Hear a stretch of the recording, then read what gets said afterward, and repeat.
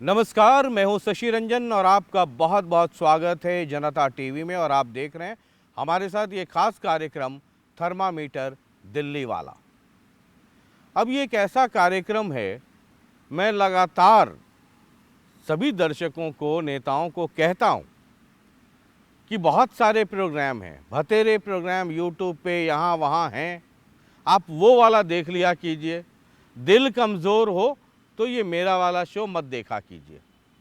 अभी कुछ दिन पहले ही हरियाणा के पूर्व मुख्यमंत्री मनोहर लाल खट्टर जी का इंटरव्यू कर रहा था।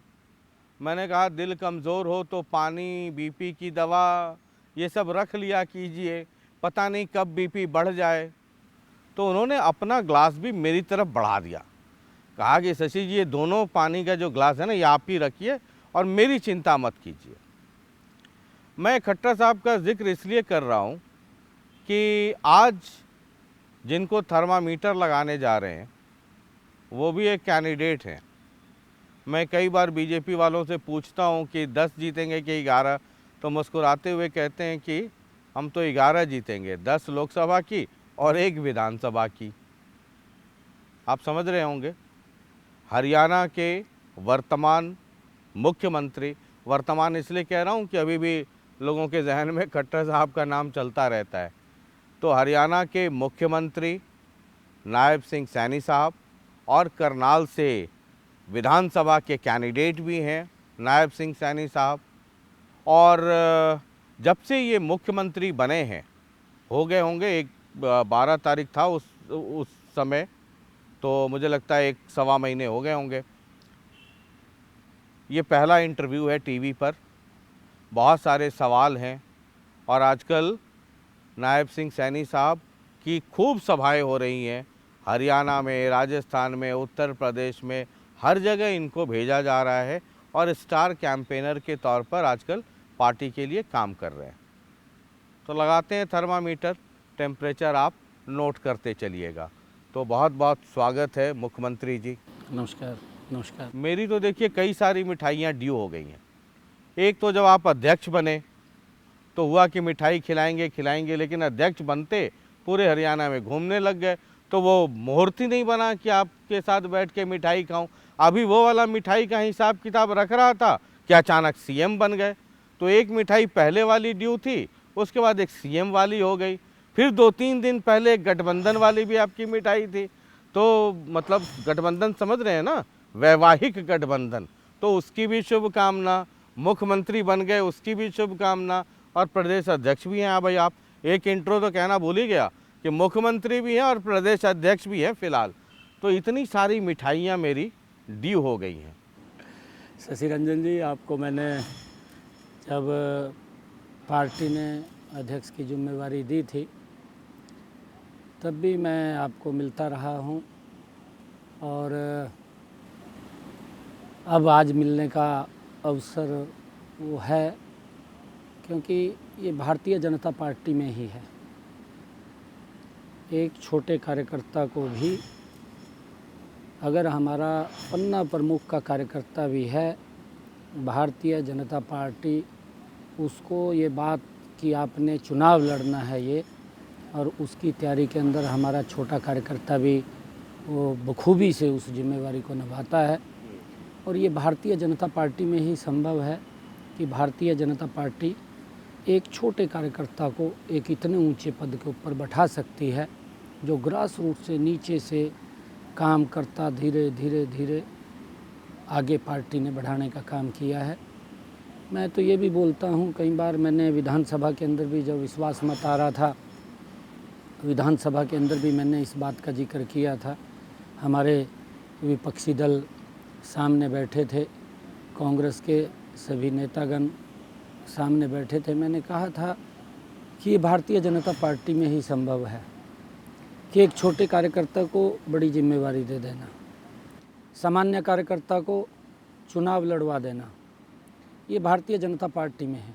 और एक ऐसा प्रदेश का मुखिया बना देना, अगर कांग्रेस पार्टी में इस बात की चर्चा विचार हो तो वहाँ तो ये विचार होता है कि पिताजी मुख्यमंत्री हैं, उसके बाद बेटा मुख्यमंत्री आएगा, ये विचार होता है। परंतु ये भारतीय जनता पार्टी में है।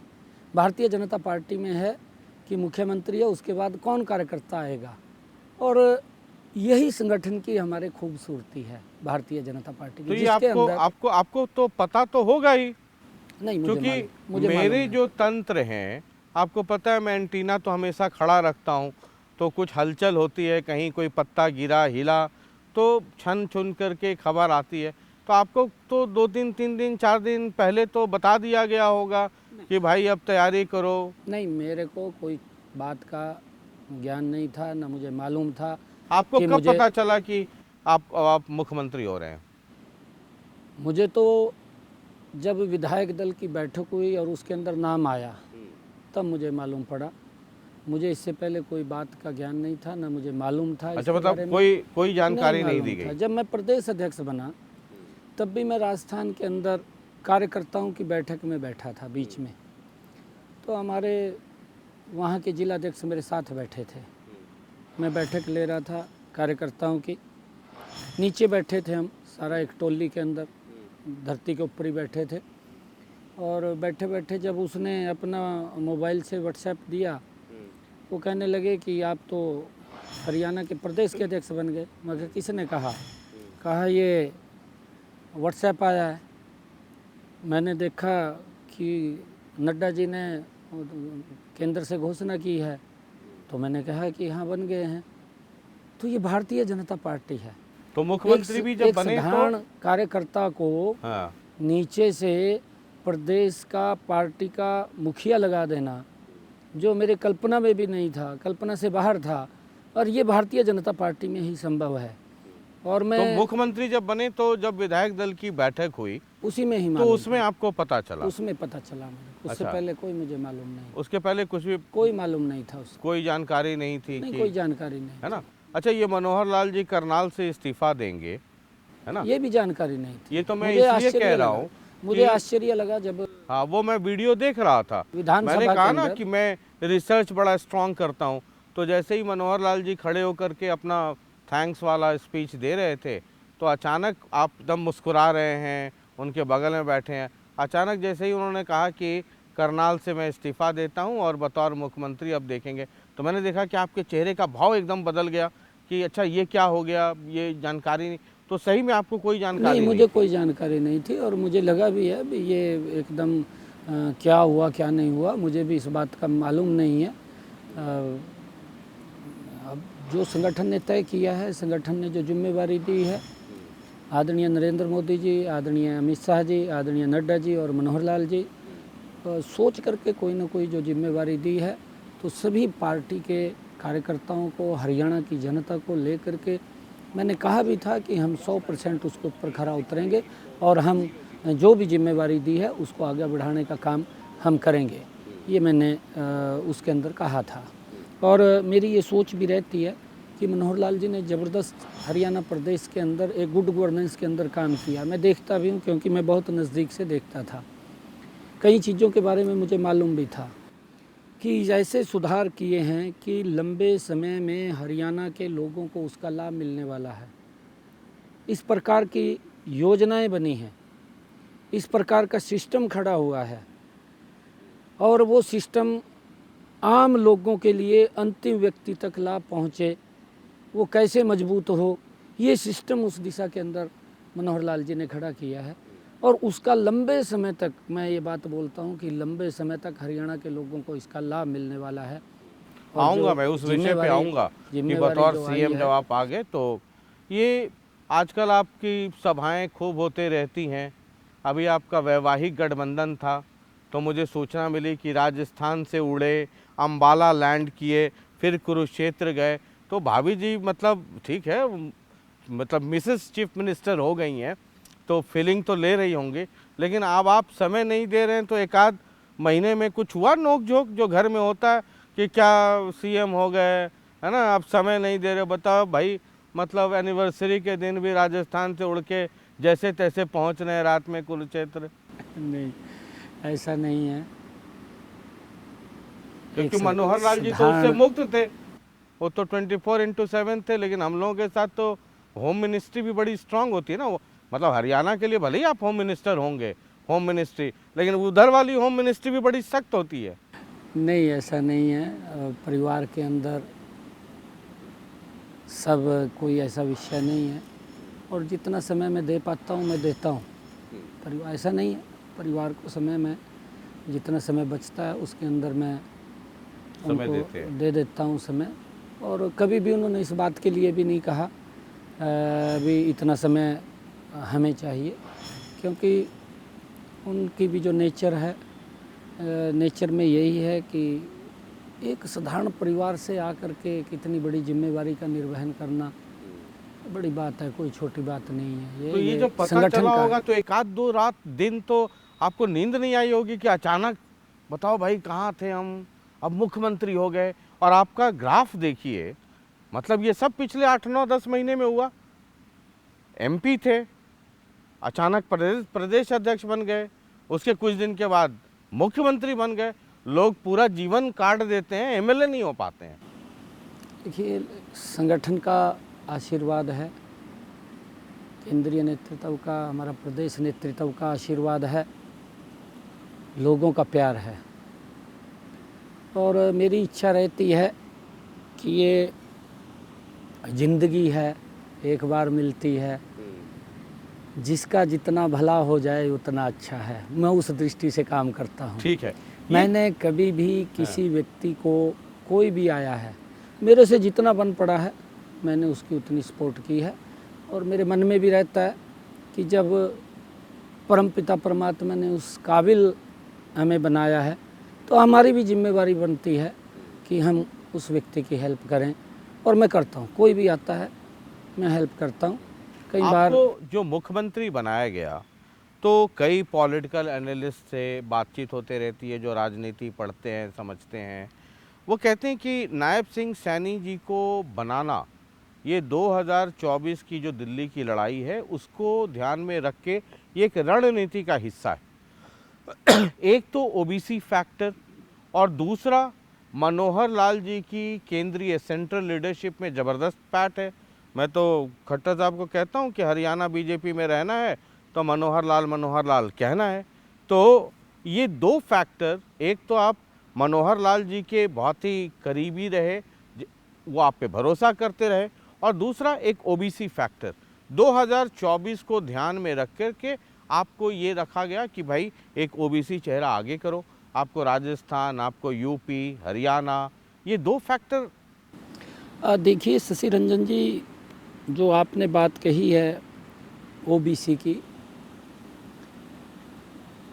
भारतीय जनता पार्टी कभी भी जात पात में विश्वास नहीं करती। परंतु आपने जो बात कही है, लंबे समय तक कहीं न कहीं कांग्रेस के नेताओं ने ओबीसी समाज को दबा करके रखा है। क्योंकि आपने ये क्वेश्चन किया है तो मैं इसका जवाब दे रहा हूँ। क्योंकि ओबीसी को कांग्रेस ने कहीं ना कहीं वोट बैंक के रूप में इस्तेमाल किया। उसके अधिकार के लिए कोई भी योजना नहीं बनी। ये पहली बार है कि नरेंद्र मोदी जी के नेतृत्व के अंदर ओबीसी समाज को आगे बढ़ाने का काम वो लगातार निरंतर जारी। आज का नहीं विषय कि मेरे को हरियाणा प्रदेश से मुख्यमंत्री बना दिया। नरेंद्र मोदी जी ने सबसे पहले जो ओबीसी आयोग बनाया था उसको संवैधानिक शक्तियां दी थी। संवैधानिक शक्तियों के बाद अपने मंत्रिमंडल के अंदर ओबीसी समाज के 27 मंत्रियों को अपनी कैबिनेट के अंदर पहली बार नरेंद्र मोदी जी ने लिया है। और ये क्योंकि ओबीसी की अगर अनदेखी हुई है तो कांग्रेस के समय के अंदर ज़बरदस्त अनदेखी हुई है। उनको आगे बढ़ने का समय नहीं मिला, ना दिया है, उनको दबा करके रखा कांग्रेस पार्टी ने। परंतु नरेंद्र मोदी जी ने उनको आगे बढ़ाने का काम किया, ऊपर उठाने का काम किया। और ये हम देखते हैं, ये स्पष्ट दिखाई दे रहा है। और जब 27 मंत्रियों को उन्होंने अपनी कैबिनेट में लिया और उसके बाद भी ओबीसी के लिए जो ओबीसी आयोग बना उसको संवैधानिक शक्तियां दी, उसके पीछे भी ओबीसी समाज को विभिन्न प्रकार के, चाहे उनके बच्चों के एडमिशन की बात है, चाहे मेडिकल में बात है, चाहे सैनिक स्कूल की या नवोदय विद्यालय, केंद्रीय विद्यालय के स्कूल की बात है, उन बच्चों को भी वहाँ सम्मान देने का काम 27% का ये पहली बार नरेंद्र मोदी जी ने किया है। और उसका परिणाम है कि ओबीसी समाज आज नरेंद्र मोदी जी का कायल है। क्योंकि अगर कोई व्यक्ति किसी का कर रहा है तो वो समाज तो उसके बारे में विचार करेगा, परंतु कांग्रेस ने उसके बारे में विचार नहीं किया। ये मेरा विषय नहीं है कि मेरे को मुख्यमंत्री बनाया या आपने जैसा कहा है कि ओबीसी फैक्टर है। ओबीसी फैक्टर की बात नहीं है, जिस भी वर्ग के लिए किया, आज महिलाओं के लिए किया है मोदी जी ने। महिलाओं को किस प्रकार से सशक्त करने का काम किया। बेटी बचाओ बेटी पढ़ाओ नारा हरियाणा की ज़मीन से दिया, और हम हरियाणा की ज़मीन से देने का उस बेटी बचाओ बेटी पढ़ाओ का एक ही शब्द, ये लाइन है, इसके पीछे लाखों बेटियों को जीवन दान मिलने का काम इन 10 वर्षों के अंदर नरेंद्र मोदी जी के इस शब्द के कहने से कि बेटी बचाओ बेटी पढ़ाओ से उन बेटियों को मिला है, उनको सशक्त किया है।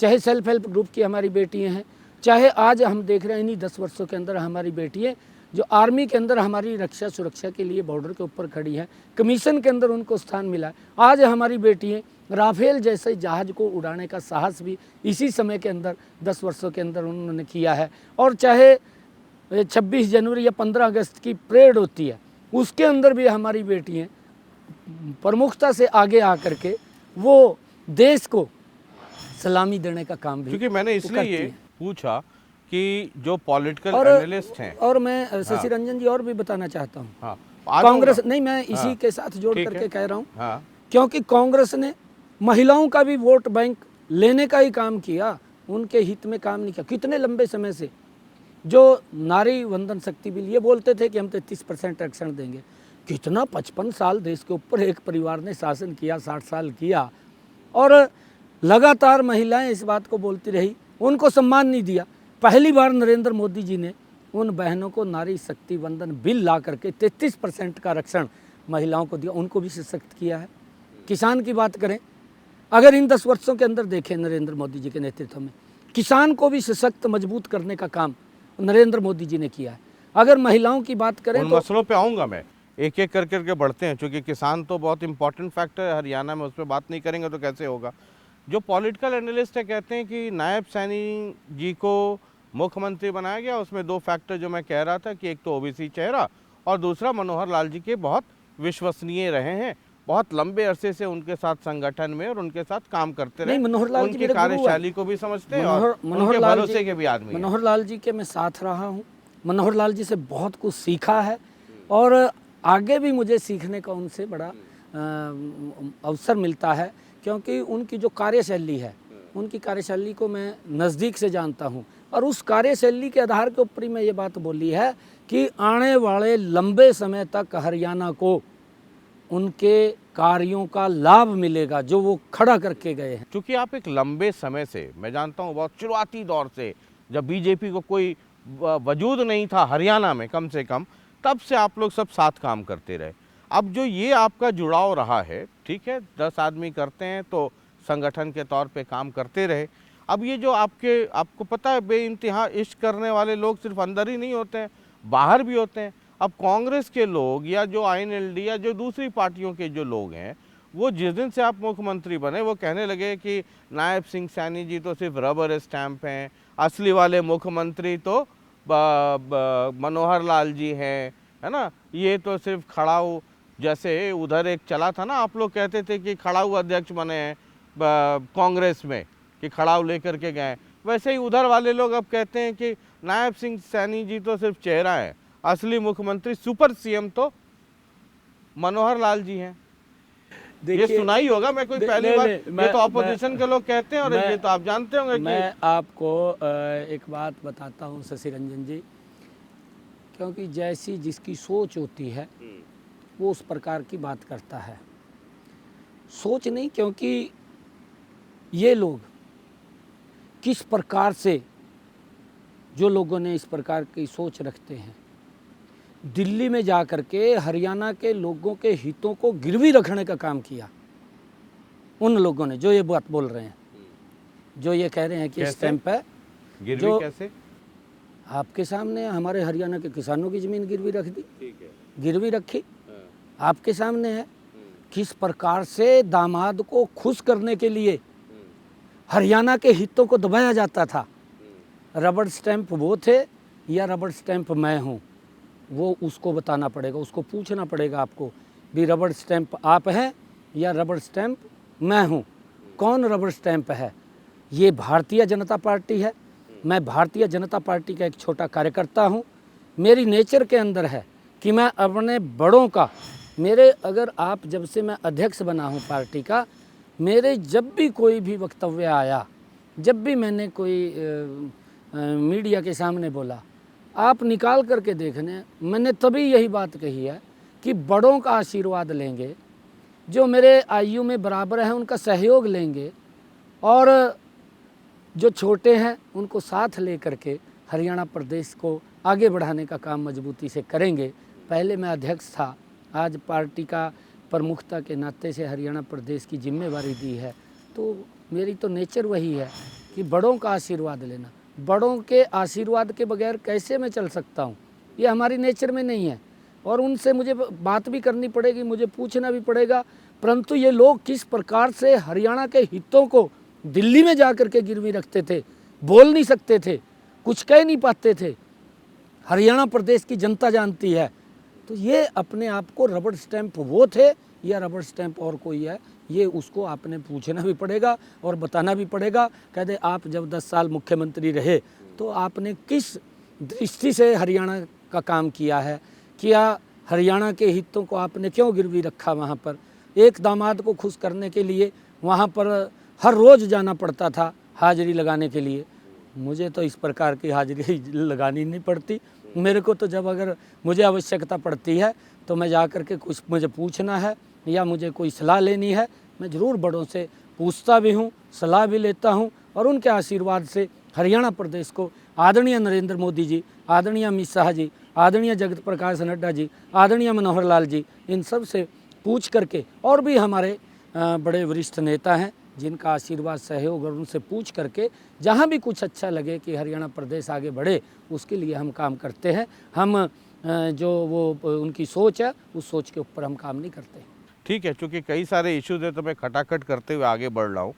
ऑपोजिशन के लोग ये भी कहते हैं कि चुनाव घोषित होने की कुछ दिन पहले, है ना, बीजेपी ने सीएम बदल दिया कि ये एंटी इनकम्बेंसी है। अब वो एक नारा उधर चल रहा है, वो आप भी सुनते होंगे, व्हाट्सएप टाइम मिलता होगा तो देखते होंगे, तो उस पर चलता है कि बीजेपी ने तो चेहरा बदला है, जनता इस बार सरकार बदल देगी।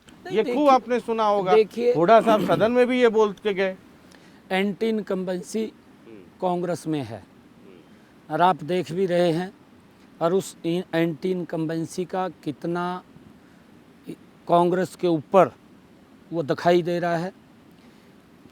टिकट डिक्लेयर नहीं कर पा रहे, और ये एंटी इनकम्बेंसी है। लिस्ट कभी राहुल के दरबार में जा रही है, कभी लिस्ट प्रभारी के दरबार में जा रही है, कभी सोनिया के जा रही है, कभी खड़गे साहब के जा रही है। मैं तो ये कहना चाहता हूँ कि आप जल्दी प्रत्याशी दे दीजिए, पता तो चले, क्योंकि हरियाणा प्रदेश के लोग वो भी इंतज़ार में है भी कौन आएगा।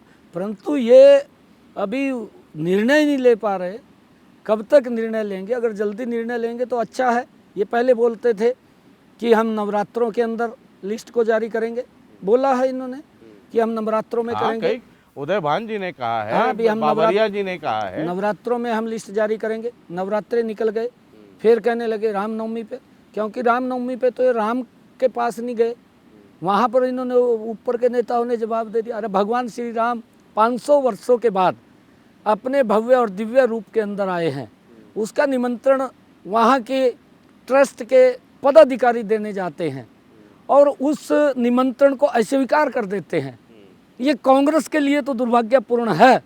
इनकी सोच कैसी है, मैं इनकी सोच को भी दुर्भाग्यपूर्ण कहूँगा। अच्छा, ये दर्शकों को बता दें कि आज जो है ये 18 तारीख को हम अभी ये रिकॉर्ड कर रहे हैं, रात में 8 साढ़े 8 बज रहे हैं अभी, और ये 20 तारीख को चल रहा होगा। कहीं अगर कांग्रेस की लिस्ट 18 तारीख रात या 19 को आ जाए तो आप इसको उस अनुरूप देखिएगा। नहीं, मैं उसके अंदर और भी कहता हूँ, इन्होंने फिर कहा कि रामनवमी को हम निकालेंगे। रामनवमी भी चली गई। अभी भी पता नहीं लिस्ट कहाँ घूम रही है अभी, क्योंकि नरेंद्र मोदी जी ने जो काम किए हैं, नरेंद्र मोदी जी एंटी इनकम्बेंसी की जो ये बात कर रहे हैं, एंटी इनकम्बेंसी ना प्रदेश में है ना देश में है। एंटी इनकम्बेंसी कांग्रेस के अंदर है। कांग्रेस के अंदर जो उन्होंने भ्रष्टाचार किया है, जो लोगों को प्रताड़ित किया है, एंटी इनकम्बेंसी लोग भूले नहीं हैं। मैं हरियाणा के अंदर भी घूम रहा हूँ, मैं अदर स्टेट्स के अंदर भी जा रहा हूँ। लोग इस बात को नहीं भूले। लोग ये बात बोलते हैं कि इनका ही समय था जब एक गैस का सिलेंडर लेने के लिए 3 दिन लाइन में खड़ा रहना पड़ता था, वो एंटी इनकम्बेंसी थी। परंतु लाइन को ख़त्म कर दिया। उस माता बहन के घर के दिया सर, तो रेट भी तो बढ़ा दिया ना माता आपने। बहन के, आप जो 2014 का भाव था, जो कांग्रेस के समय के अंदर था, आज भी वो रेट देख लीजिए कितना अंतर है उसके अंदर। आज भी देख लीजिए, जो 2000 कांग्रेस के समय के अंदर जो गैस का सिलेंडर जिस भाव में मिलता था, आज किस भाव में मिलता है, उसका अंतर आप बता दीजिए। मतलब 450-500 कुछ ऐसे रहा होगा रेट शायद उस वक्त, किस वक्त 2014 के पहले, या 2010, 11, 12, 13, आप रेट 14? पता करिए, आप रेट पता करिए, मैं बोल लूँगा नहीं। आप रेट पता करिए 12-13 के अंदर क्या रेट था, 12-13 में। और फिर ब्लैक के अंदर, कितना था? ब्लैक के अंदर आप पता कर अब लीजिए। ब्लैक की बात मैं नहीं कर रहा हूँ। मैं आपको बता रहा हूँ, ब्लैक के अंदर 2000 रुपये का उपलब्ध होता था, 3000 रुपये का उपलब्ध होता था, ये ब्लैक के अंदर मिलता था। और उसके रेट भी पता कर लीजिए, उसके रेट भी पता कर लीजिए। जो ये लोग कह रहे हैं, आज भी जो हमारा बीपीएल परिवार है, जो गरीब परिवार है, उसको आज भी 600 रुपये का उपलब्ध हो रहा है। आदरणीय प्रधानमंत्री जी ने देश के जो मजबूत लोग हैं, प्रमुख लोग हैं, जो संपन्न लोग हैं, ऐसे लोगों से आह्वान किया था प्रधानमंत्री जी ने कि आप अपनी सब्सिडी छोड़िए। करोड़ों की संख्या में लोगों आगे निकल करके आए और सब्सिडी छोड़ी, और उस सब्सिडी का पैसा नरेंद्र मोदी जी ने उस गरीब माता और बहन के घर के अंदर गैस का सिलेंडर और कनेक्शन पहुंचाने की व्यवस्था की है। ये डिस्ट्रीब्यूशन जो है कि संपन्न व्यक्ति से लेना, गरीब व्यक्ति को देना, ये सोच अगर कोई रख सकता है, ये नरेंद्र मोदी जी जैसा व्यक्ति रख सकता है। ये कांग्रेस के बस की अभी बात जैसे नहीं है। मोदी जी ने कहा, एक भाषण में कहा कि ये अभी ट्रेलर है ना, करप्शन को लेकर के उन्होंने कहा था ये ट्रेलर है, और जो लोग जिनके ऊपर कार्रवाई हो रही है, बाकी फिल्म तो अगली बार देखिएगा, पूरी फिल्म आएगी। अभी ये जो हो रहा है ये सब सिर्फ ट्रेलर है, करप्शन के खिलाफ लड़ाई जारी रहेगी। कांग्रेस के कई लोगों ने उसके बाद बयान देना शुरू किया, उनके वीडियो आने शुरू हुए कि हाँ ये ट्रेलर है, बेरोजगारी इतनी बढ़ गई, ये ट्रेलर है, महंगाई इतनी बढ़ गई, ये ट्रेलर है, गैस का सिलेंडर दाम इतना बढ़ गया, ये ट्रेलर है ना। मतलब इतनी सारी चीज़ें हो रही, ये सब ट्रेलर है, तो सोचिए फिल्म कैसी होगी। देखिए, क्योंकि कांग्रेस आजकल झूठ का सहारा लेकर के काम कर रही है, और लोगों के अंदर झूठ बोल करके उनको गुमराह करने का काम ये करते हैं जब इलेक्शन आता है। अभी मैं एक वीडियो देख रहा था, ये प्रियंका वाड्रा जब इलेक्शन हिमाचल का चल रहा था, तो उन्होंने एक स्टेटमेंट दिया, वो वीडियो भी चला, शायद आपके पास भी होगा। उन्होंने एक स्टेटमेंट दिया कि हम हर वर्ष लाखों युवाओं को रोजगार देंगे। मुख्यमंत्री बन गया कांग्रेस का। फिर कांग्रेस के मुख्यमंत्री से आप पूछने गए, मीडिया पूछने गया कि प्रियंका वाड्रा ने कहा था कि हम लाख हर वर्ष युवाओं को रोजगार देंगे। मुख्यमंत्री बोलता है कि नहीं, हमने तो कहा नहीं। फिर उन्होंने दिखाया भी कि ये बोल रहे हैं, फिर उसका बयान भी दिखाया, दोनों का बयान दिखाया, क्योंकि ये लोग झूठ बोलते हैं और झूठ बोल करके लोगों को गुमराह करते हैं। अब राहुल गांधी ने, जो कांग्रेस के युवराज हैं, राजस्थान में जाकर के बोल दिया किसानों के बीच में कि आप हमें वोट दें और हम किसानों का कर्जा माफ़ करेंगे। उनकी ज़मीन बिक गई। आज भी किसान वो तड़फ रहा है वहाँ पर इनके बयान को लेकर के। ये कुछ समय के लिए तो गुमराह होकर के उसके अंदर आ जाते हैं, परंतु उसका कहीं ना कहीं स्टेट को नुकसान होता है, स्टेट के लोगों को नुकसान होता है इस झूठ का। हम ये बात बोलते हैं कि ये झूठ ना फैलाएं, झूठ ना बोलें। नरेंद्र मोदी जी ने जो कहा है उसको तो किया है, परंतु जो नहीं भी कहा उसको भी पूरा करने का काम नरेंद्र मोदी जी ने किया है। आज अगर हम देखें इन 10 वर्षों के अंदर नरेंद्र मोदी जी के नेतृत्व वाली सरकार में अगर रोड का इंफ्रास्ट्रक्चर देखें, कितना ज़बरदस्त रोड्स देश के अंदर बने हैं। अगर मेरे हरियाणा की बात करें, हरियाणा के अंदर एक भी ज़िला ऐसा नहीं है जहां पर 4 लेनिंग रोड को टच ना हो। हर जिला के अंदर 4 लेनिंग रोड यही 10 वर्षों के अंदर ही बना है। और देश के अंदर भी, ये हरियाणा की बात नहीं है, अगर देश के किसी भी कोने के अंदर आप लोग जाएंगे, आपको बड़े चौड़े रोड, 4 लेनिंग रोड, देश को नज़दीक से जोड़ने का काम और ये नरेंद्र मोदी जी ने इन 10 वर्षों के अंदर किया है। और उसके साथ साथ मैं आपको बताना चाहता हूँ कि नरेंद्र मोदी जी ने रोड्स को तो मजबूत किया है, रेलवे की कनेक्टिविटी इन्हीं 10 वर्षों के अंदर, वंदे भारत जैसी ट्रेन जो अंतर्राष्ट्रीय सुविधाओं से सुसज्जित देश के लोगों को मिल रही है। अगर हम एयरपोर्ट्स की बात करें, 74 एयरपोर्ट इन्होंने 55-60 सालों में बनाए, नरेंद्र मोदी जी ने उसकी संख्या 150 कर दी। एम्स कितने इनके समय के अंदर बने, नरेंद्र मोदी जी ने 24 एम्स खड़े कर दिए। क्योंकि देश के अंदर लोगों को सुविधाओं का अभाव ना हो, ये अगर सोच किसी की रही है और गति से देश को आगे बढ़ाने का काम किया है इन 10 वर्षों के अंदर नरेंद्र मोदी जी ने किया है। और एक मिशन मोड के अंदर आकर के नरेंद्र मोदी जी ने लोगों तक लाभ पहुंचाने का काम किया। इस बात को लोग भी समझ रहे हैं। अगर आज हम देखें, लोग इस बात की चर्चा करते हैं, हम नहीं करते हैं, विकसित भारत संकल्प यात्रा चलती है, ये पहली बार है जब ये इस प्रकार की यात्रा चली, गांव-गांव गई, वार्ड-वार्ड गई। इसका इम्पैक्ट क्या हुआ?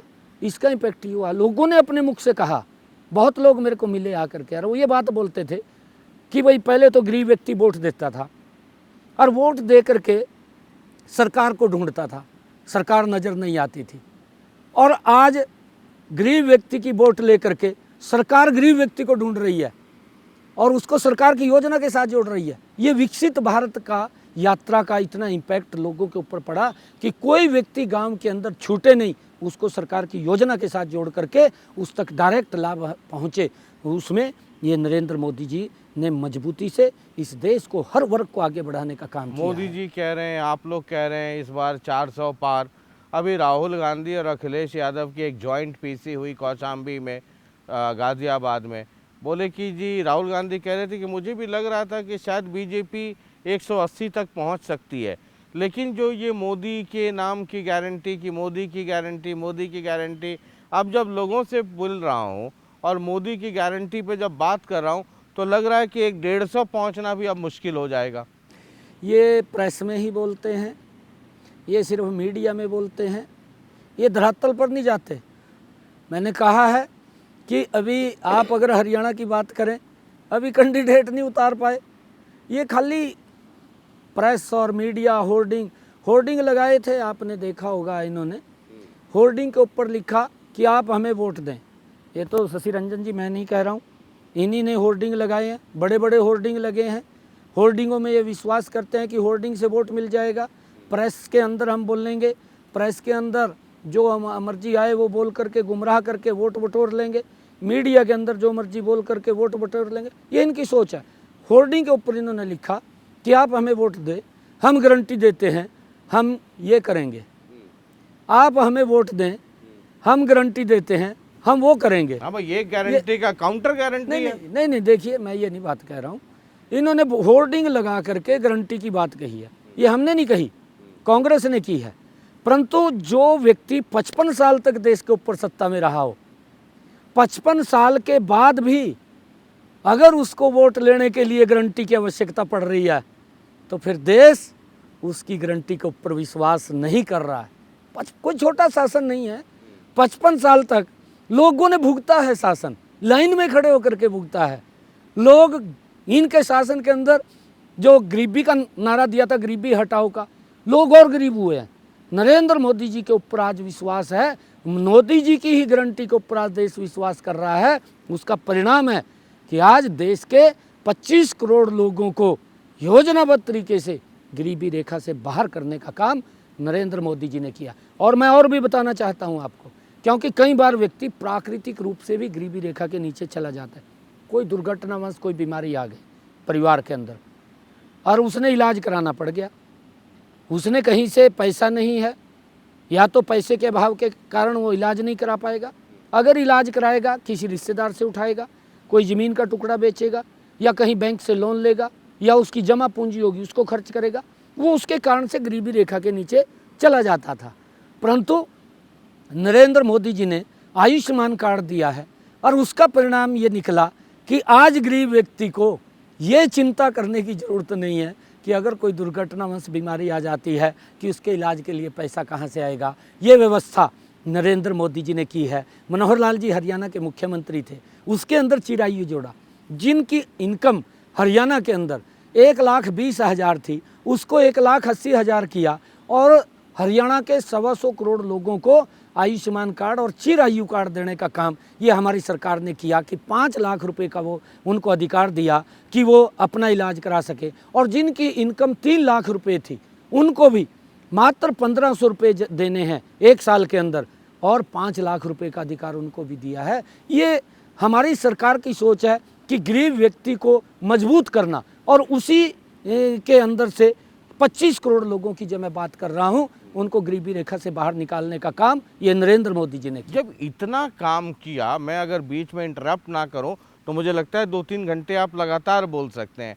जब इतना काम किया तो हरियाणा में जो आपके कैंडिडेट हैं, आए दिन आप ये सुनते हैं फलाने का फलाने जगह विरोध हो गया, फलाने को गांव में नहीं घुसने दिया, फलाने को वापस कर दिया, फिर ये विरोध क्यों है इतना? नहीं, देखिए, कहीं हमारे प्रत्याशी का विरोध नहीं है, वो आप भी जानते हैं और उसको पूरा प्रदेश भी जानता है।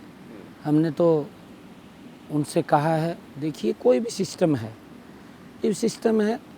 मैंने एक उसमें प्रोग्राम के अंदर भी कहा था, कई बार मैंने बाइट्स में भी ये बात कही है। हरियाणा प्रदेश के जागरूक लोग आज भी आपके माध्यम से मेरी बात को सुन रहे हैं और क्योंकि ये परिवार है, ये घर है, घर के अंदर जो घर का मुखिया होता है उसको मालूम होता है कि क्या सामान लेके आना है।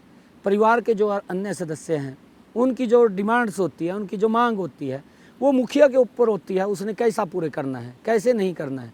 एक तरफ से आता है, उसका डिस्ट्रीब्यूशन ठीक होना चाहिए। परिवार के अंदर ये नहीं लगना चाहिए भाई इस जगह तो ज़्यादा चला गया, इस साइड में कम चला गया। और ये पूर्व की सरकार में होता रहा है।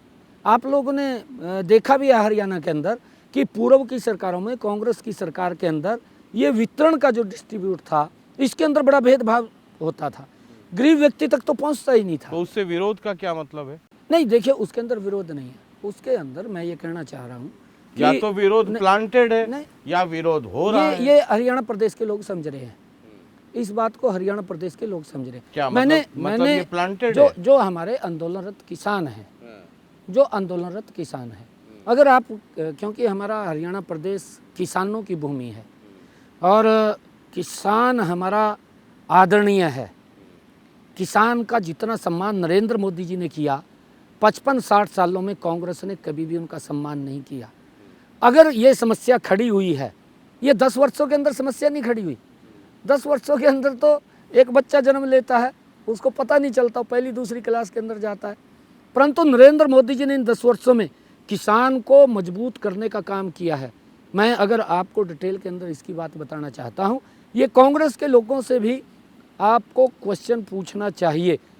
मैं 20 काम नरेंद्र मोदी जी के गिना सकता हूँ। प्रधानमंत्री किसान सम्मान निधि, प्रधानमंत्री जी की सोच थी कि हमारा छोटा किसान है, 2.5 एकड़ से कम का किसान है, उसके खर्चे कम होने चाहिए, उसकी इनकम बढ़नी चाहिए, तभी किसान संपन्न होगा। और उसको लेकर के 6,000 रुपया उसने खाद गिरना है, उसने दवाई डालनी है, उसने खेत के अंदर कोई और अन्य बीज डालना है, तो 6,000 रुपया 1 साल के अंदर 4 महीने के बाद 2,000 रुपये उसके पास आ रहा है। वो दवाई भी डाल सकता है, खाद भी डाल सकता है, बीज भी डाल सकता है। ये प्रधानमंत्री जी की सोच थी कि उसके खर्चे कम हो, उसकी इनकम बढ़े। उसको लेकर के प्रधानमंत्री किसान सम्मान निधि 6,000 रुपये नरेंद्र मोदी जी ने दिया। प्रधानमंत्री फसल बीमा योजना, ये कांग्रेस के लोगों के, मैं तो डाटे के साथ बात कर रहा हूँ, जो कांग्रेस की सरकार रही, भूपेंद्र सिंह हुड्डा हरियाणा के मुख्यमंत्री रहे, इनके समय के अंदर 2 रुपये का चेक, 5 रुपये का चेक, किसान के साथ बद्दा मजाक होता था। 267 करोड़ रुपया भूपेंद्र सिंह हुड्डा का जो किसानों को नहीं पहुंचा पाया, मनोहर लाल जी जब मुख्यमंत्री बने तो इन्होंने किसान के खाते के अंदर डायरेक्ट पहुंचाने का काम किया। इनका 10 वर्ष का कार्यकाल, 10 वर्षों में हम ये नहीं कहते कि इन्हें दिया नहीं, मैंने कहा है कि 2 रुपये का चेक, 5 रुपये का चेक पहुंचता था। 1100 करोड़ रुपया किसान की अगर फसल का खराबा हुआ है तो मात्र 10 वर्षों के अंदर इन्होंने इतना पहुंचाने का काम किया। नरेंद्र मोदी और मनोहर लाल जी की सरकार ने, जो डबल इंजन की सरकार थी, 12,500 करोड़ रुपया किसान की अगर फसल का खराबा हुआ है तो किसान तक पहुंचाने का काम किया। आप ये मजबूती की बात है, किस तरीके से भारतीय जनता पार्टी किसान हित के अंदर मजबूत फैसले लेकर के उनको मजबूत करने का काम कर रही है। मैं और आगे बताना चाहता हूँ, काम तो बहुत सारे हैं परंतु मैं मोटे मोटे काम बताना चाहता हूँ। कांग्रेस के समय के अंदर अगर आप 11-12 के अंदर बात करेंगे, 11-12 से पहले मेरे ख्याल से डीएपी खाद का एक थैला 467 रुपये का उपलब्ध होता था। 11-12 में अंतर्राष्ट्रीय स्तर के ऊपर उसके भाव बढ़ करके वो 1200 रुपये तक चले गए, 1150-1200 रुपये का वो डीएपी खाद का थैला और यूरिया के खाद के भाव बढ़े। कांग्रेस की सरकार थी देश के अंदर, प्रदेश में भी कांग्रेस की सरकार थी। ये चिंता नहीं की कि इसके ऊपर कहीं ना कहीं किसान को राहत दी जाए। इतना भार एकदम से किसान के ऊपर पड़ गया। जो किसान 467 रुपये का डीएपी खाद का ठेला लेता था उसको 1200 रुपये का उपलब्ध लेना पड़ गया। कितना बड़ा दबाव किसान के ऊपर पड़ा है। परंतु कांग्रेस ने नहीं सोचा कि उस भार को कम किया जाए। आज 2022-2023 के अंदर वो अंतर्राष्ट्रीय स्तर के ऊपर रेट बढ़ करके 2400 रुपये का हो गया। आप पता कर लीजिए अदर्स कंट्रीज़ के अंदर क्या भाव हुआ है, वो 2400 रुपये का चला गया।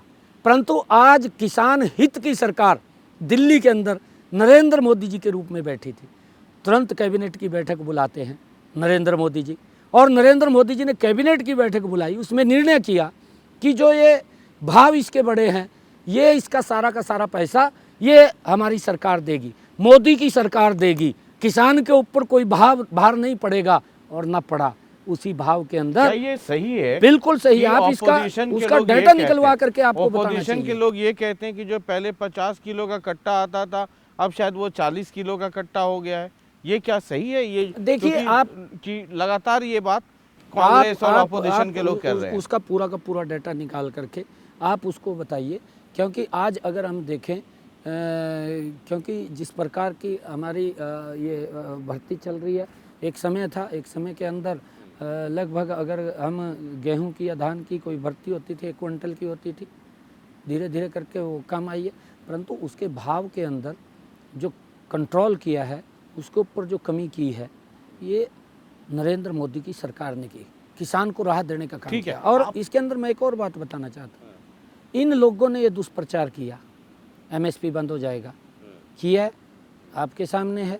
आप ये बोलते थे कि एमएसपी बंद हो जाएगा, एक भी ऐसी योजना नहीं। एमएसपी क्या बंद हुआ है? हर वर्ष फसल के ऊपर, चाहे गेहूं की फसल है चाहे वो धान की फसल है, उसके ऊपर लगातार एमएसपी बढ़ कर के लगातार देने का काम किया है।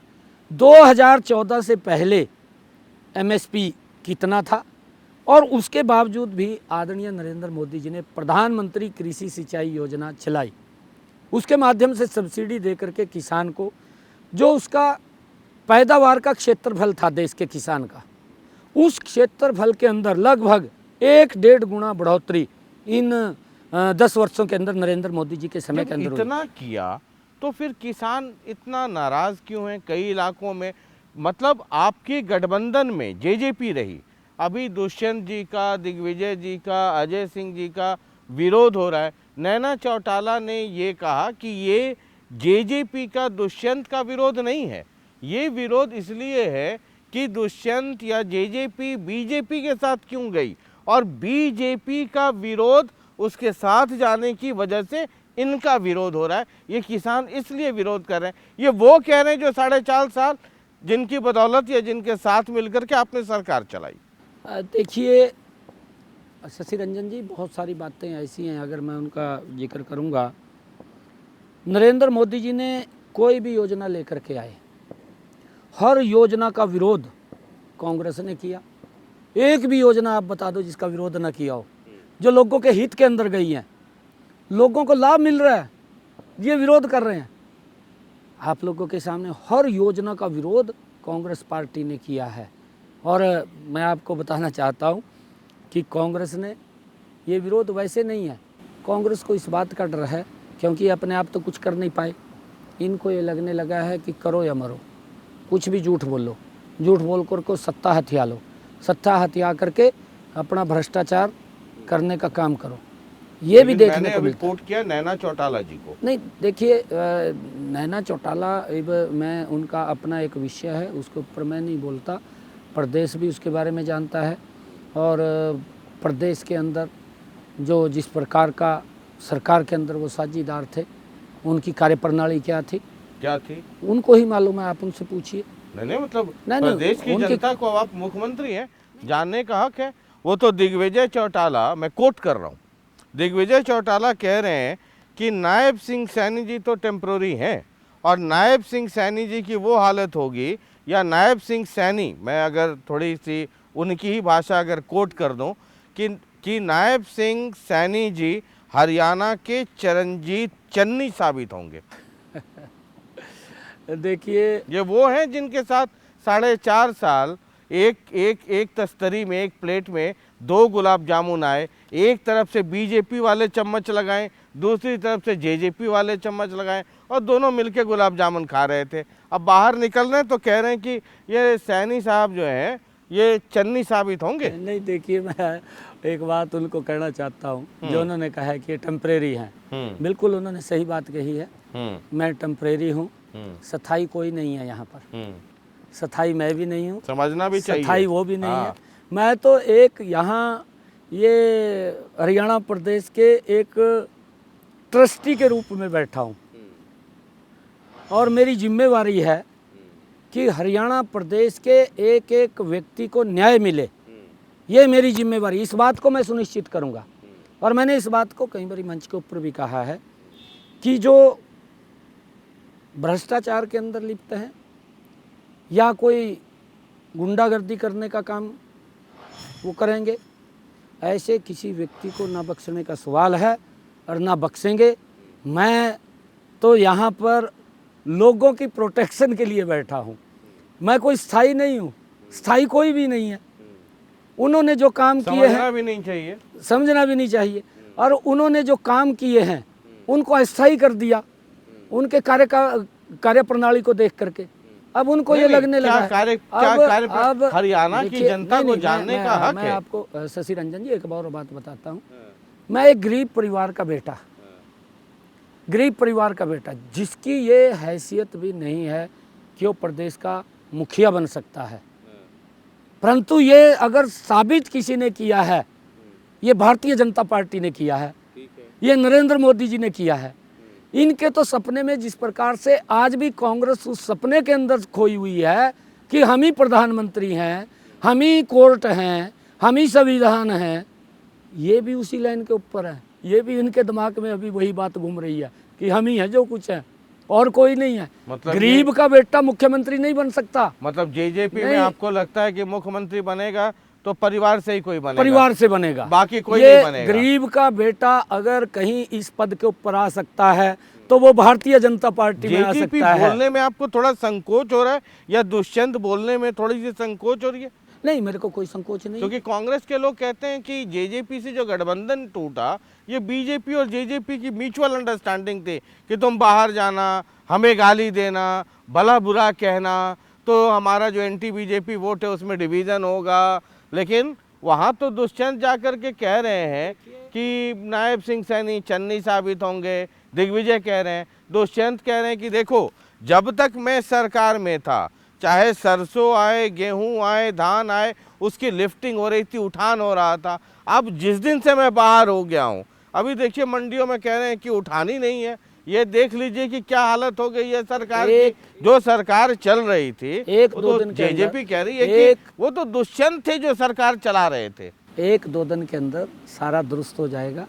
आज ही सब आप यहाँ मेरे ख्याल से 4 बजे के आप बैठे हैं और मैं अभी फरीदाबाद से आया था। आते ही 1.5 घंटा मेरा मुझे पता चला लगा, मीटिंग में गए सचिवालय। और मैंने एक मंडी के बारे में डीपली चर्चा की है कि वहाँ पर जब हमने पहले बैठक में निर्णय कर लिया था कि कहीं पर भी ब्लॉकेज नहीं होनी चाहिए, उसका कहीं स्पेस है, कहीं गोडाउन के अंदर जाना है, वहाँ लिफ्टिंग की बात है, लोडिंग की बात है, अनलोडिंग की बात है, वो सारा दुरुस्त होना चाहिए और वो 1-2 दिन के अंदर सारा ठीक हो जाएगा। क्योंकि आजकल जो फसल है कंपेन से कटती है और लगभग 4-5 दिन का सीज़न होता है। लाखों टन गेहूँ एकदम मंडी में आ जाना, तो कहीं ना कहीं प्रेशर तो होता है और उस प्रेशर को भी सहन करते हुए उसका निवारण करेंगे, गति से करेंगे। ये जेजेपी के साथ एक अंडरस्टैंडिंग थी क्या बीजेपी की? अंडरस्टैंडिंग की बात नहीं है, मैं आपको आपने कहा कि कार्य प्रणाली ये या कार्यशैली कांग्रेस के लोग जो बोलते हैं, मैं आपको बता रहा हूँ, ये कांग्रेस के अंदर या इनके अंदर हो सकता है जो कांग्रेस के लोग बोल रहे हैं।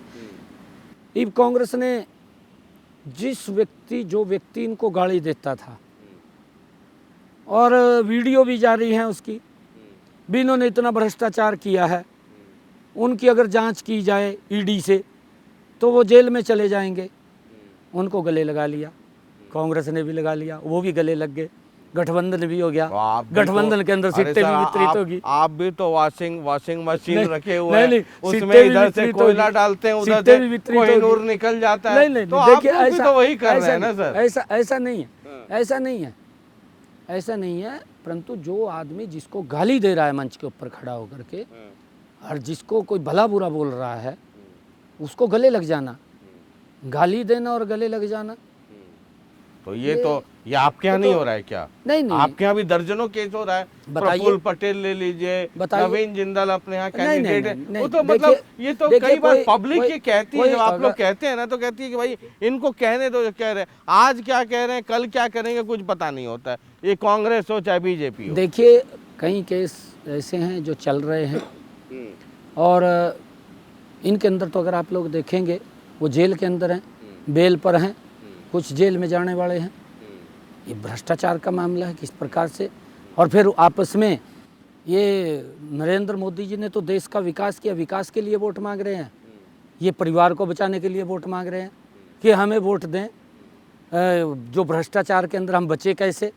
सारे के सारा टोला जो गमंडिया गठबंधन का है एक मंच के ऊपर आ गया और वो इसीलिए आया है कि अपने परिवार को बचाओ, और नरेंद्र मोदी जी कह रहे हैं कि देश को बचाओ और ये कह रहे हैं परिवार को बचाओ। मतलब ये कह रहे हैं सिर्फ आप कांग्रेस की बात कर रहे हैं या घमंडिया किसी को भी देख लो आप, मतलब घमंड आप उसमें किसी तो को भी देख लो, तो नहीं है ना, INLD जेजेपी तो गठबंधन में है नहीं। देखिए उनके ऊपर भी जो है वो सारा का सारा जानते हैं, जो उनका कार्यकाल रहा। आप थोड़ा दब करके बोल रहे हैं INLD जेजेपी को आप कुछ बचा के चल रहे हैं। नहीं, मैं कोई बचा करके नहीं चल रहा हूँ, मैं कोई बचा करके नहीं चल रहा हूँ। उनकी अपनी रणनीति अपने तरीके से, क्योंकि INLD का भी जो कार्यकाल है वो हरियाणा प्रदेश के लोगों ने भुगता है, आज उसको नकार दिया है, आज उनके पास भी कुछ नहीं रहा। और थर्मामीटर लगाया था मैंने अभय सिंह चौटाला जी को, जिनको मैं प्रेम से वन मैन आर्मी कहता हूँ। वो कह रहे थे कि हमने, अब वो मुझे कहने लगे कि आप बीजेपी को जानते नहीं हैं। हमने कहा क्यों नहीं जानते भाई, एक जर्नलिस्ट को जितना जानना चाहिए मैं जानता हूँ। बोले अरे आप नहीं जानते हैं, हम जानते हैं, मैं जानता हूँ, हम जानते हैं, INLD जानती है, हम साथ रहे। हमने कहा भाई क्या जानते हैं ऐसा जो मैं नहीं जानता हूँ? बोले कि ये बीजेपी वाले गला लगाते हैं, उसके बाद हल्के से अंदर से चाकू मार देते हैं, ये है बीजेपी। नहीं, ये बीजेपी की ना सोच है, ना बीजेपी ने इसके ऊपर काम किया है। अगर आप देखेंगे अटल बिहारी वाजपेयी जी ने NDA खड़ा किया, नरेंद्र मोदी जी ने आकर के जब इसके 25 वर्ष हुए NDA के, उसको सेलिब्रेट किया। हमारा NDA ही है। दूसरी तरफ आप देखेंगे UPA बना, UPA के बाद फिर इंडी गठबंधन बन गया, गमंडिया गठबंधन बन गया। ये हर रोज़ कपड़े बदल रहे हैं, चेहरे वही हैं, लोग समझ रहे हैं, देश के लोग भी जानते हैं, प्रदेश के लोग भी जानते हैं कि चेहरे तो वही हैं, परंतु कपड़े बदल के आते हैं। परंतु अब इनकी पहचान हो चुकी है, अब इनका कुछ बटने वाला नहीं। अच्छा, मुझे एक चीज़ बताइए, आप तो प्रदेश अध्यक्ष भी हैं, इसलिए ये सवाल बड़ा जेन्युइन है और आपसे किया जाना चाहिए। मुख्यमंत्री भी हैं और अभी प्रदेश अध्यक्ष भी हैं, दोनों जवाबदेही है आपके पास। हम हरियाणा में 10 सीटें हैं, 6 कैंडिडेट आपके उधार वाले हैं, इधर से लिया उधर से लिया, किसी को अभी ज्वाइन कराया सब। जैसे मान लीजिए अशोक तंवर बाहर से आए, ये नहीं, देखिए, बीजेपी के एक लोग मिनट, सिर्फ मैं दरी अशोक तंवर बिछाएंगे या वो जैसे चौधरी रंजीत चौटाला ले लिया आपने, नवीन जिंदल ले लिया, हालांकि राव इंद्रजीत सिंह चलिए 2 टर्म हो गया लेकिन वो भी बाहर से आए थे, एक चौधरी वीरेंद्र सिंह आए वो चले गए, तो मतलब ये कांग्रेस के लोग कह रहे हैं कि 6 उधार के फिर भी 400 पार। नहीं, देखिए, मैं आपको बताना चाहता हूँ, आपने अशोक तंवर की बात की है, शशि रंजन जी। अशोक तंवर के मन में गरीब को लेकर के पीड़ा थी। कांग्रेस के अंदर उसकी बात को दबाया गया, कांग्रेस के अंदर अपने आप को असुरक्षित महसूस किया, उसके गले को भी दबा दिया गया, किस तरीके से उसको मारने की कोशिश की गई। अरे एक दलित परिवार का बेटा, गरीब परिवार का बेटा, अरे अगर वो कांग्रेस का अध्यक्ष बन रहा है, उसके मन में कुछ करने की है, अरे कांग्रेस के लोगों ने मिलकर के, इन लोगों ने उसकी आवाज़ को दबाने का काम किया, उसके गले को दबा दिया, हॉस्पिटल में रहा।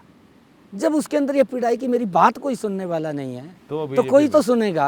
हाँ। कोई सुनेगा। तो वो गलत रास्ते पे गया। कांग्रेस से हाँ, निकल उसने के आकर के संपर्क किया। मनोहर लाल जी कह रहे थे कि वो मेरे भांजा भी लगते हैं। हाँ, उनकी बिल्कुल माँ। है, बिल्कुल। तो मैंने कहा कि आपके भांजा को कांग्रेस से बीजेपी में आते आते कई मोहल्ला घूमना पड़ा, मतलब कोई ऐसा मोहल्ला छोड़ा नहीं जहाँ वो घूमने नहीं गए। उसके बाद वो बीजेपी में लगा कि अरे हमारे मामा वहाँ हैं, अब वहीं चलते हैं, वहाँ सुरक्षित रहेंगे। अशोक तंवर जी एक सुलझे हुए व्यक्ति हैं, उसका एक विजन भी है और विजन को लेकर के वो काम करते हैं, और उनको लगने लगा कि मुझे कांग्रेस में मैं सुरक्षित नहीं हूँ, यहाँ पर आवाज़ दबाई जा रही है। वो लंबे समय से इस बात को लेकर के प्रयासरत थे कि हम बीजेपी में ज्वाइन करें।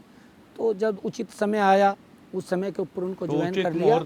तो जब पार्टी में कोई व्यक्ति शामिल हो जाता है हमारी पार्टी के अंदर, चाहे कार्यकर्ता है, पार्टी की मेंबरशिप ली है, कार्यकर्ता छोटा है बड़ा है, हमारा एक बूथ का कार्यकर्ता है, उसको बोल देते हैं कि आप चुनाव लड़िए, जा करके बूथ के कार्यकर्ता को उसको खड़ा कर देते हैं कि आपने ये चुनाव लड़ना है। यही तो भारतीय जनता पार्टी की खूबी है। मुझे एक चीज बताइए। और आप रणजीत चौटाला की बात की। रणजीत चौटाला अभी भी उनके पिछली सरकार का सरकार पता नहीं क्या हुआ नहीं हुआ। पिछली सरकार के अंदर सुनता हूं मैं कि अभी स्क्रूटनी हो रहा है, क्रॉस चेक हो रहा है। देखिए, रणजीत चौटाला जी चौधरी देवीलाल के असली वारिस अगर कोई है, ये मुझे पता था, यही जवाब ये आएगा। नहीं, देखिए,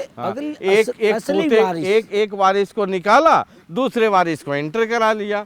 देखिए, जो चौधरी देवीलाल के पदचिन्हों के ऊपर लगातार चल करके काम कर रहा है, वो चौधरी रणजीत सिंह चौटाला है। और ये दुष्यंत चौटाला देवीलाल के पदचिन्हों पे चल रहे हैं कि नहीं चल रहे हैं? देखिए, इनकी अपनी आपस की कोई विषय है, परंतु ये व्यक्ति अभी हमारी सरकार के अंदर अभी मंत्री भी रहा है और अच्छा काम किया है। तो जिसको हटा दिया, अच्छा काम किया चौधरी है। देवीलाल का पोता, वो तो डिप्टी सीएम था भाई, अच्छा काम उसको किया है। हटा दिया आपने। मतलब आपको अशोक तंवर को दर्द हुआ कांग्रेस में, वो दिखाई पड़ा। जहां हम लोग बैठे हैं अभी चंडीगढ़ में, कुछ ही दूरी पर अंबाला कैंट है, वहां भी एक आदमी दर्द में डूबा है, वो गाना गा रहा है बेचारा। आप तक पता नहीं, आपकी कोठी तक और आपकी पार्टी तक आवाज़ आती है कि नहीं। एक दिन मैंने सुना कि वेद साहब दाढ़ी सहलाते हुए गाना गा रहे हैं कि अपने दिल के किताब से मेरा नाम मिटा देना, चल रे माझी ओ रे माझी। ये वाला नहीं सुनाई पड़ता है, आपको अशोक तंवर वाला सुनाई पड़ गया। देखिए, हमारे बहुत ही वरिष्ठ नेता हैं वेद साहब, और लंबे समय से, आज का नहीं, शशि रंजन जी, मैं जिला अध्यक्ष था अम्बाला का, तब भी मैं वेद साहब के पास जा कर के उनका मार्गदर्शन लेता था। मैंने कहा भी है, हमारे बहुत ही वरिष्ठ नेता हैं वेद साहब, और उनका समय समय के ऊपर हमें गाइड भी मिलता रहता है। आप कहते हैं बड़ा वरिष्ठ नेता है, वो कहते हैं मैं बड़ा साधारण सा नहीं, देखिए, वो उनकी अपनी कार्यशैली है, वो उनकी अपनी कार्यशैली है। दुखी है बहुत, नहीं है ना, ये इल्म है कि नहीं, गाना सुना है कि नहीं, अच्छा गाते हैं वेद साहब। आज भी वेद साहब से अगर हम कुछ उनसे सुझाव लेते हैं, अच्छे से हमें सुझाव देते हैं, वो अच्छे से सुझाव देते हैं। तो ये पूछा नहीं फोन करके कि मैं घर पे गया था, बात भी होती है कि आप मिलने गए थे, आपके मिलने के बाद ही ये गाना गा रहे थे? नहीं, मेरी बात अपने दिल के किताब से मेरा नाम मिटा देना, चल रहे मांझी ओ रे मांझी। उसके बाद कांग्रेस ने ट्वीट किया, कांग्रेस ने कहा कि बताइए, बीजेपी में 6 बार के विधायक, पूर्व होम मिनिस्टर, और उनकी देखिए क्या गति कर दी है। कांग्रेस को वो बात ध्यान नहीं आई है। आज तो क्योंकि हमारे वरिष्ठ नेता हैं विज साहब और उनका हमें मार्गदर्शन मिलता है, आज तो उनको ट्वीट भी याद आ गया। जिस दिन उस दलित बेटे की गर्दन को मरोड़ दिया था तब वो कांग्रेस के लोग कहाँ थे? तब क्यों ट्वीट नहीं किया? तब तो ट्वीट कहीं चला गया था। मतलब तब आपको तो ट्वीट हुआ उनका नहीं। वाला याद आता है, आज दिखाई उनको ट्वीट पड़ता है, याद आ गया। उनको आपके विज साहब दिखाई पड़ते हैं, लेकिन अपने अपने घर में लोगों को अपना दिखाई नहीं पड़ता है। एक दलित का अपमान करना ये हाँ। कांग्रेस ने किया। हाँ। दलित के बेटे का अपमान करना, दलित का अपमान करना है, ये कांग्रेस पार्टी ने वो किया। तो कहते हैं अरे कि गरीब का पहले बेटा, हमने फूलचंद गरीब का मौलाना बेटा जिसके मन दलित के अंदर बनाया, कुछ करने दलित की बनाया जज्बा प्रदेश है। अध्यक्ष, उसके बाद अशोक तंवर को अशोक तंवर बनाया, कांग्रेस के लोग कहते हैं वो भी दलित। उसके बाद अभी उदय भान जी बोले कि हम तो देखिए लगातार दलित दलित ही बना रहे हैं। देखिए अब जिस तरीके से उनको आवाज़ उठानी चाहिए थी जब इसके ऊपर अत्याचार हुआ, तंवर साहब के ऊपर, प्रदेश के अध्यक्ष थे कांग्रेस के और कांग्रेस के बहुत बड़े दिग्गज नेता रहे हैं, युवा के अध्यक्ष रहे हैं, कोई छोटे नहीं हैं, और ऑल इंडिया कांग्रेस कमेटी के मेंबर रहे हैं।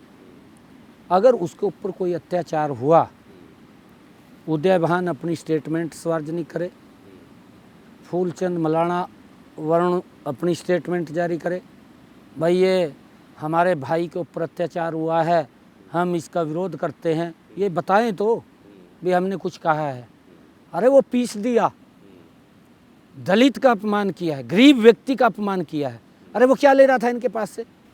ठीक है। अरे वो क्या ले रहा था? उसके मन में जज्बा था काम करने का। हाँ। उसको दबाने की कोशिश की गई। हाँ। उसके अरमान दबे, उसकी जुबान को दबाया गया। अच्छा है, आपको उधर का दर्द दिखाई पड़ता है, उधर वाले को इधर का दर्द दिखाई पड़ता है। अपने अरे कभी दिल वेल में भी देखिए कि इधर दर्द वर्द है कि नहीं। कोई बहुत आप ही के नारायणगढ़ के मतलब जिला भी एक, पड़ोस भी एक। अच्छा, अब एक लास्ट में अम्बाला कैंट की बात कर रहा हूँ, आश्चर्यचकित ना हो जाएं। अब एक लास्ट में रैपिड फायर एक करते हैं हम लोग। मैं एक नाम लूँगा या शब्द बोलूँगा, आपको उसको 1 मिनट या एक वाक्य में डिफाइन कर देना है, ठीक है? कांग्रेस, हरियाणा कांग्रेस। देखिए हरियाणा कांग्रेस धड़ों में बटी हुई है और उसमें कई गुट आपस में हैं। शैलजा का गुट है, रणदीप का गुट है और किरण चौधरी का अलग गुट है। ये एसआर के हाँ, ये अलग गुट बन रहा है। हुड्डा अलग है, उदय भान अलग है और हमारे वो जो रेवाड़ी वाले हैं आज कैप्टन अजय यादव वो अलग हैं। ये गुट्टों में बटी हुई है। ठीक है। और जब ये प्रोग्राम भी करते हैं, प्रोग्राम भी गुट्टों में करते हैं। 2 धाराएं हैं कांग्रेस के अंदर। ये अपने पार्टी का ये संगठन नहीं खड़ा कर पाए, ये प्रदेश स्तर का संगठन नहीं खड़ा कर पाए, जिले की और मंडल की और नीचे बूथ की तो बात ही छोड़ दीजिए। भारतीय जनता पार्टी का मजबूत कार्यकर्ता पन्ना के ऊपर बैठा है। हमारा जो पन्ना का प्रमुख है वो व्यक्ति आज इतना मजबूत है कि अगर कांग्रेस का बड़ा नेता, चाहे भूपेंद्र सिंह हुड्डा 10 साल मुख्यमंत्री रहे, अगर मेरे पन्ना प्रमुख के कार्यकर्ता से वो डिबेट करे तो मेरा पन्ना प्रमुख का कार्यकर्ता मजबूती से उसको बोलने नहीं देगा। इतनी काम नरेंद्र मोदी जी ने इंडियन नेशनल लोक दल INLD कम में अब टाइम ज़्यादा हो रहा है। क्योंकि INLD का जो पारिवारिक इनका भी लेकर के जो डिस्प्यूट है और जो इनका कार्यकाल रहा है, कार्यकाल एक भय का वातावरण इनके कार्यकाल में रहा है।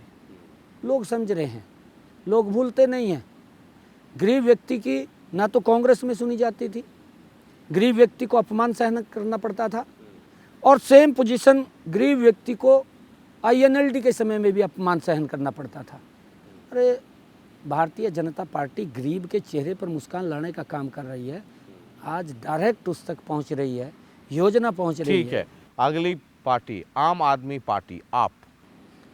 हाँ, देखिए आम आदमी पार्टी के बारे में मैं कहना चाहूँगा कि जिस पार्टी का जन्म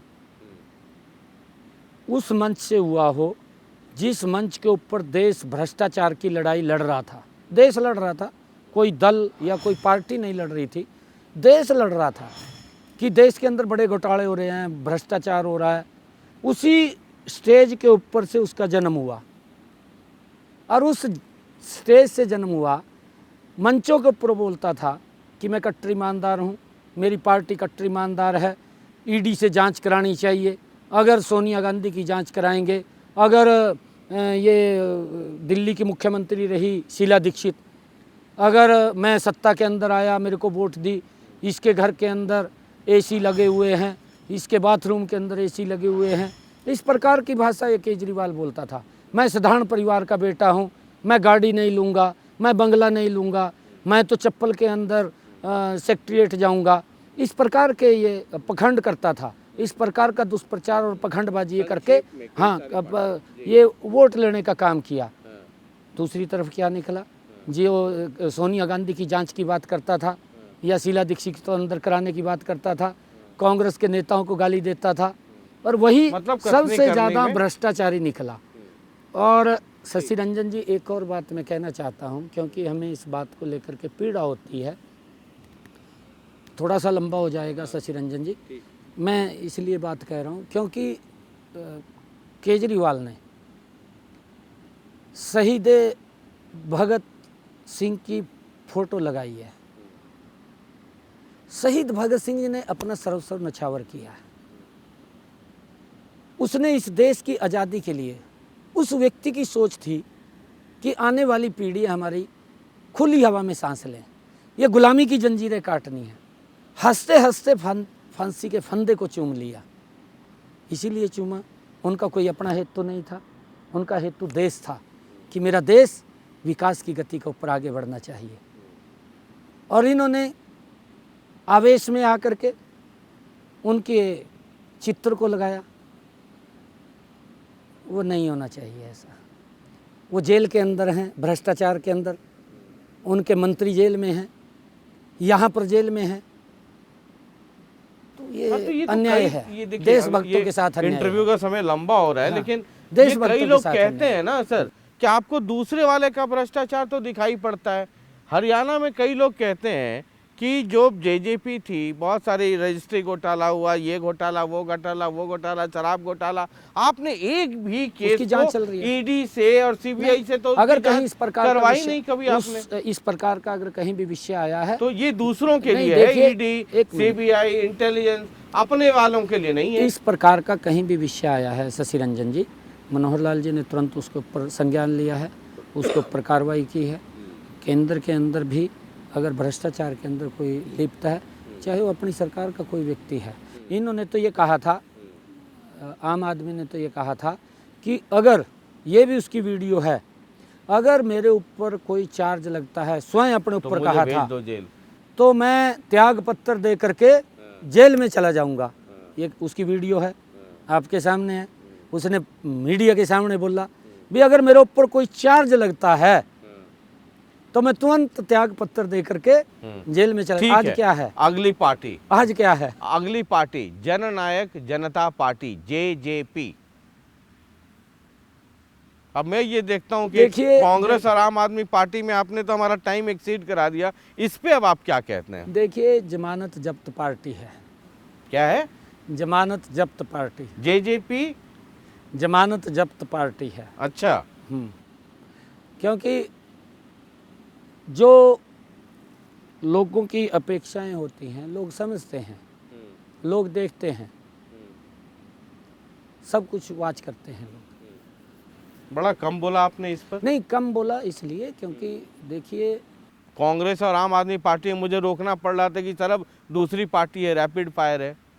आपने एक जिक्र किया, ये हरियाणा के हिसाब से बहुत इम्पोर्टेंट है, आपने जिक्र किया कि वो उनकी कार्य प्रणाली, तो जाहिर है कि आपने कार्य प्रणाली सरकार में जो थे वो तो उसके हिसाब में ही कहा होगा। मैं आपको शशि रंजन जी बात बता देता हूँ, कई बार परिस्थितियाँ बनती हैं। परिस्थितियाँ बन गई हमारे सामने कि हमारी 40 सीटें आई। हाँ ठीक है, वो तो परिस्थिति बनी है, परिस्थिति था कि लेना पड़ा। हाँ, परिस्थिति बनी। जेजेपी जब सरकार में थी, आप तो चलिए थे ही ना हरियाणा में, और अब तो आप सब मुख्यमंत्री भी हैं, प्रदेश अध्यक्ष थे। जेजेपी जब सरकार में थी उसके काम को आप कैसे देखते हैं? देखिए, क्योंकि कई लोग ये मैं- कहते मैं, हैं कि जो महकमे जेजेपी के पास थे करप्शन के सारे चार्जेस वहीं लगे, बीजेपी मंत्रियों के पास थे उसमें पता नहीं, ये अब कांग्रेस के लोग या आईएनएलडी के लोग खूब ये कहते हैं। शशि जी, मैं आपको एक उदाहरण देता हूँ। अटल बिहारी वाजपेयी जी देश के प्रधानमंत्री बने, 28 दलों को साथ लेकर के बने, परंतु हमारे सामने विषय था देश। अटल जी ने 28 दलों को साथ लेकर के क्रिटिसाइज भी होते रहे, परंतु देश की एक विकास की नई मजबूत नींव रखने का काम अटल बिहारी वाजपेयी जी ने किया। 28 दलों को साथ लिया। उसका कई क्या बार संदर्भ है? परिस्थितियां बनती हैं। देखिए, परिस्थितियां बनती हैं। वो तो मैं समझ गया, जब कि हमारा numbers बहुमत नहीं कम थे है, तो आपने किया। देखिए हमारा बहुमत कम है, बहुमत कम है, वो तो सबको और पता है सर। परिस्थितियां ये बन गई कि मैंने हमने ये सहयोग किया। के साथ हाँ, आगे बढ़ना है, प्रदेश को आगे बढ़ाना है। हाँ। और नहीं, आपने ये कहा कि ये कार्य नहीं, प्रणाली। देखिए कार्य प्रणाली का ये है, ये भारतीय जनता पार्टी है। भारतीय जनता पार्टी, अगर कोई व्यक्ति मेरा सहयोगी है और सरकार के अंदर सहयोगी आया है, उसको डिपार्टमेंट दिए गए हैं, भारतीय जनता पार्टी का चाहे मुख्यमंत्री है चाहे प्रधानमंत्री है, उसके डिपार्टमेंट के अंदर वो इंटरफेयर नहीं करता। अगर कहीं ज़्यादा गड़बड़ होती है तो वो उसको सचेत करते हैं, बोलते हैं कि ये इस प्रकार ठीक नहीं है, आप ठीक चलिए, आप ठीक आगे बढ़िए। हमारा जो मिशन है, हमारा मिशन है लोगों तक लाभ पहुंचाना, लोगों तक सुविधाएं पहुंचाना, लोगों को किसी प्रकार की समस्या ना हो, उन समस्याओं का समाधान करना। ये नहीं है कि मैं सत्ता में आ गया, सत्ता में आकर के मैं लोगों के लिए समस्या बन जाऊं, फिर क्या उसका लाभ हुआ है? अरे सत्ता के अंदर आना कि लोगों की समस्या ना आए, एक सेवा भाव से काम करना, राज के हिसाब से काम नहीं करना, सेवा भाव से कि लोगों को हम क्या सुविधा दे सकते हैं, लोगों की समस्याएं क्या हैं, उनका कैसे निदान हो सकता है। तो जेजेपी इसके अनुरूप वो कार्य प्रणाली उनकी नहीं थी। देखिए, इसके अंदर मैं कुछ कहता नहीं हूँ, परंतु मैंने एक उदाहरण आपको दिया है। ठीक है क्योंकि सर। उस टाइम की परिस्थितियाँ थी, उस परिस्थितियों के अंदर गठबंधन की आवश्यकता थी, और गठबंधन हुआ है, ऐसा नहीं है। जेजेपी से इंटरनल सेटिंग नहीं है ना, हमारी कोई सेटिंग नहीं है, मतलब कि तुम क्योंकि बाहर जाओ। नहीं, देखिए चुनाव से बाद में वो अकेले चुनाव लड़े। हमारा पार्टी का, मैं एज ए पार्टी का अध्यक्ष बोल रहा हूँ, पार्टी का अध्यक्ष भी हूँ, पार्टी के अध्यक्ष के नाते मैं ये बात कह रहा हूँ कि हमारा सरकार का गठबंधन हुआ है, पार्टी का गठबंधन नहीं था। वो तो बात सही है। हाँ, वो तो पार्टी का बात सही है। गठबंधन नहीं था, क्योंकि आखिरी में जाकर के आपने किया। चलिए, तो आपका बहुत बहुत शुक्रिया। Thank you Shashi. लेकिन कांग्रेस और आम आदमी पार्टी का जैसे ही नाम लेता हूँ चेहरे पे लालिमा आ जाती है। जेजेपी में बड़ा आप संकोच धीमे धीमे, हालांकि आप कुछ कहना चाह रहे थे, है ना, और ये मैं समझ भी पा रहा हूँ, पब्लिक भी समझ रही होगी, तो अब समझ ही रही होगी, पब्लिक इतनी नादान तो है नहीं, आप जो कहना चाह रहे हो पब्लिक समझ गई होगी। तो बहुत बहुत शुक्रिया हमसे बातचीत करने के लिए। मैं एक शशि रंजन जी, एक बात हरियाणा प्रदेश के लोगों को आपके माध्यम से कहना चाहता हूँ। मैं ये अपील भी करता हूँ, नरेंद्र मोदी जी ने इन 10 वर्षों में, हमारी डबल इंजन की सरकार ने एक नई दिशा, एक नई दशा देने का काम किया है। मैं अपील करना चाहूँगा आप लोगों के माध्यम से, ऐसे व्यक्तित्व को मजबूत करने का काम करें। आज पूरे देश ने ये मन बनाया है, नरेंद्र मोदी जी तीसरी बार इस देश की बागडोर संभाल रहे हैं, बड़े मैंडेट के साथ संभाल रहे हैं। हरियाणा के लोगों ने भी ये मन बनाया है कि 10 की 10 लोकसभा की सीटें नरेंद्र मोदी जी को देंगे और उनको तीसरी बार प्रधानमंत्री बनाएंगे। अच्छा, ये पूरी बातचीत में 2 मिनट और ले लेता हूँ। वो 11वीं सीट की तो बातचीत इतनी लंबी हो गई, लेकिन 11वीं सीट की तो बात ही नहीं हुई, जहाँ आप भी तो कैंडिडेट हैं करनाल विधानसभा से। करनाल के लोगों का बड़ा सुना है कि उधर से जो पिछली बार चुनाव लड़े थे मनोज वाधवा, हालांकि अब जब लिस्ट आ जाएगी तब पता चलेगा, लेकिन सुना है बीजेपी से इस्तीफा दे दिया है और चर्चा ये है कि वो बीजेपी कांग्रेस के कैंडिडेट हो रहे हैं। अभय सिंह ने कहा है कि बीजेपी के खिलाफ एक सर्वसम्मति से कैंडिडेट हो जाए, वो भी समर्थन दे देंगे। तो 11वीं वाले सीट की तो चर्चा हम लोग भूल ही गए, आपके सारे जो मोदी जी करते रहे बाकी विषयों में, तो वहाँ सब ठीक है ना? क्योंकि उदाहरण ये भी रहा है पहले नहीं देखिए, कि बिल्कुल कुछ लोग कुर्सी पे आ करके हारे भी हैं। तो मतलब लड़ाई होती है सर, चाहे कितनी ही मजबूत हो, दुश्मन दुश्मन ही होता है। नहीं देखिए शशि रंजन जी, आप करनाल के अंदर जो सीट है, मैं भी लोगों से मिल रहा हूँ, बातचीत कर रहा हूँ, उनका आशीर्वाद खूब मिल रहा है और प्यार मिल रहा है। मुझे पूर्ण विश्वास है क्योंकि मनोहर लाल जी ने जितना विकास का काम किया है करनाल के अंदर, करनाल की तस्वीर को बदला है मनोहर लाल जी ने, और उस काम को आगे बढ़ाने का जिम्मा मुझे मिला है और मैं उस कार्य को आगे बढ़ाने का काम बड़ी गति से करूँगा, इसमें कोई दो राय नहीं है। और मैंने ये भी कहा है कि कोई भी व्यक्ति कभी भी आ कर के मेरे को मिल सकता है, बात कर सकता है। अगर मैं दूसरी तरफ बात करूं, अगर आप कहेंगे भी आप कैसे बात बोल रहे हैं, यही वो कांग्रेस के लोग थे, यही INLD के लोग थे, मुख्यमंत्री के खिलाफ क्या क्या अभद्र टिप्पणियां की इन्होंने। दीपेंद्र हुड्डा, भूपेंद्र हुड्डा और ये लोग किस प्रकार की अभद्र टिप्पणियां करते थे, ये कहाँ से आया है, ये बाहरी है, ये समझना चाहिए, इस बात को समझना चाहिए। चलिए, बहुत बहुत शुक्रिया। Thank you. बहुत लंबी बातचीत हुई और लंबी होनी भी थी, क्योंकि ये बतौर मुख्यमंत्री आपका पहला इंटरव्यू टीवी पर है। तो समय देने के लिए भी बहुत बहुत शुक्रिया। Thank you. बात बाकी मैंने शुरू में कह दिया था, अध्यक्ष बने वो मिठाई ड्यू था, तब तक आप मुख्यमंत्री बन गए। अभी पहली वाली मिठाई हुई नहीं थी कि दूसरी मिठाई ड्यू। अभी 3-4 दिन पहले आपने वो वाला जो पारिवारिक गठबंधन है वो उसकी भी वर्षगांठ हो गई, तो अभी तो 3 हो गई। अब मतलब मुझे लग रहा है कि खा लूं, ऐसा ना हो कि इसके बाद कोई और जिम्मेवारी आ जाए, फिर और कोई मिठाई ड्यू हो जाए। बहुत बहुत शुक्रिया हमसे बातचीत करने के लिए। Thank you Shashi. तो ये नायब सिंह सैनी जी थे, और कांग्रेस और आम आदमी पार्टी लीजिए तो चहक चहक के नायब सिंह सैनी साहब चेहरे पे लालिमा आ जाती है। हालांकि JJP के बारे में मैं तो आपको पता है एंटीना खड़ा रखता हूँ, आप भी रखते ही है। ये कार्यशैली एक शब्द इस्तेमाल किया इन्होंने और उसका बड़ा व्यापक मतलब होता है। हो सकता है अभी नई नई दोस्ती टूटी है और इंतज़ार शायद ये कर रहे हो कि पहले हमला उधर से हो, रणनीति का भी हिस्सा हो कि पहले उनको बोलने दीजिए फिर बोलेंगे। बोलना तो है इनको उनके खिलाफ और उनको इनके खिलाफ, ये बहुत जल्द शुरू हो जाएगा, ये आप तय मान करके रखिए। बाद बाकी हमारा तो काम थर्मामीटर लगाना है, टेम्परेचर नोट करना आपका काम है। रीडिंग क्या आती है 4 जून को पता चल जाएगा। और वैसे भी कहता हूँ, दिल कमज़ोर हो, आपको नहीं नेताओं को कहता हूँ, दिल कमज़ोर हो तो मत देखिए तो पानी और BP की दवा साथ रखिए, बाद बाकी 4 जून को देख लेंगे। फिलहाल देखते रहिए जनता टीवी। बहुत बहुत शुक्रिया, नमस्कार।